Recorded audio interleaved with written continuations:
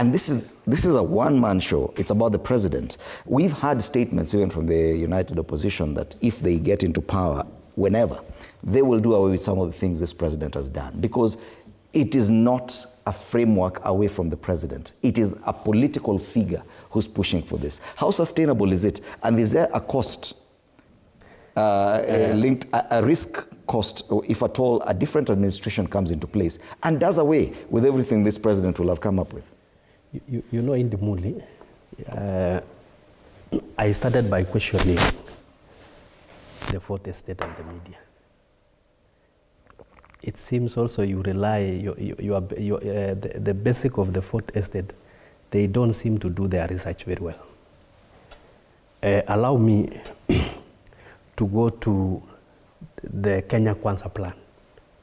You remember very well when the president was campaigning under the Kenya Kwanza plan, which was actually unveiled in Kasarani auditorium, and all the fourth estate were covering. You remember the plan. I have just downloaded. I want you to go to the plan. You can get it, you can just type the Kenya Kwanza plan. Look at page 11. Page 11 says clearly, under the framework of implementation. Page 11 says clearly, this is what we are going to do so that we can jumpstart our country to first world. We are going to set up infrastructure bank. An infrastructure fund will be established. I'm just reading, Papati. Will be established with initial capitation from privatization proceeds. Okay? With a view to progressively reducing the financing of commercially viable infrastructure projects from the budget. Mm-hmm. It is here. I'm not quoting myself. This is the plan. Maybe, sorry for going back. This is the plan. Yeah? It is here. And it is clearly on what was the agenda.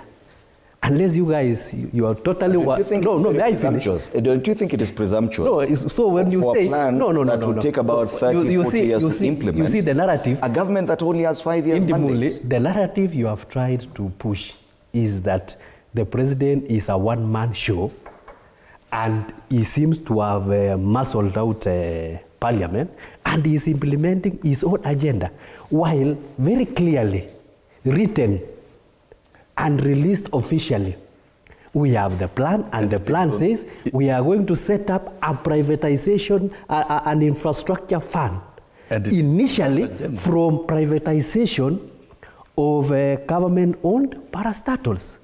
And let us get to where we are. In fact, I dare say now dwelt on the Safaricom issue. The Safaricom, the reason why we have Safaricom as a blue chip company in Kenya is, although government initially owned majority shares before it was liquidated by President Kibaki, initially they had 59%. The other shareholders, majority of Vodafone, they 49%. But the setup, the agreement was, although the government had controlling shares, but for it to be managed professionally, independently, with private mind, Vodafone was given the mandate to manage Safaricom. Even before the liquidation of, when we were at 51%. At 51%, Vodafone were the ones managing Safaricom. Government was not, was just a bystander because we wanted to create a company that can be managed professionally. Then, when the initial offer came in,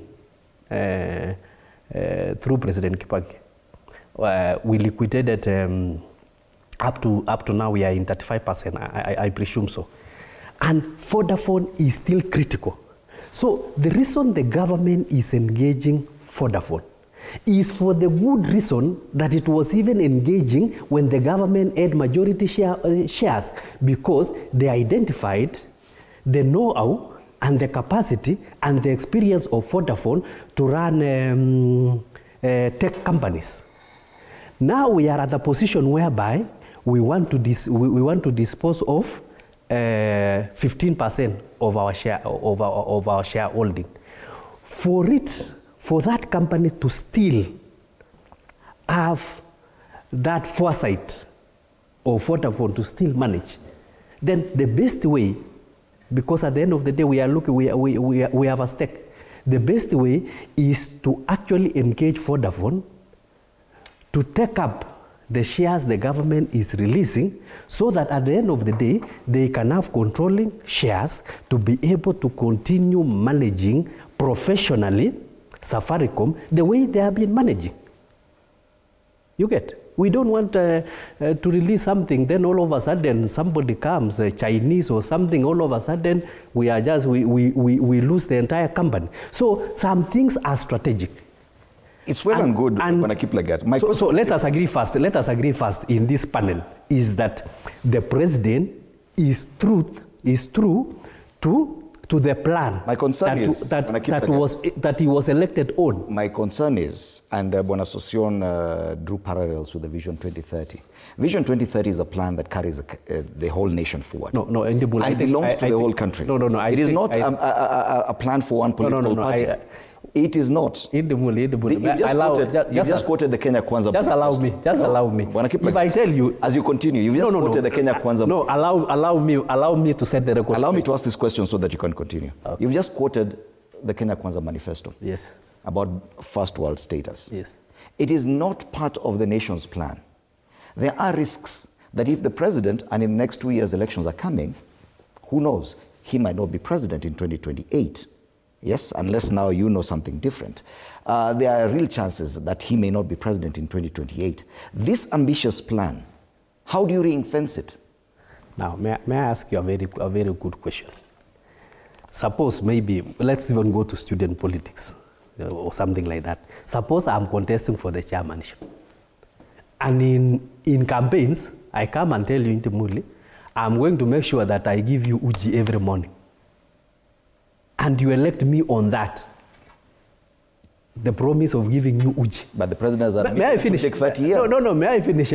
So after electing me, if I give you uji, you start questioning, why are you giving me Kathy, are you getting the concerns I'm raising? Let us agree. The president has said it will take us 30 years to get to first world status. It is not, it is not a promise he can make within his limit as a president.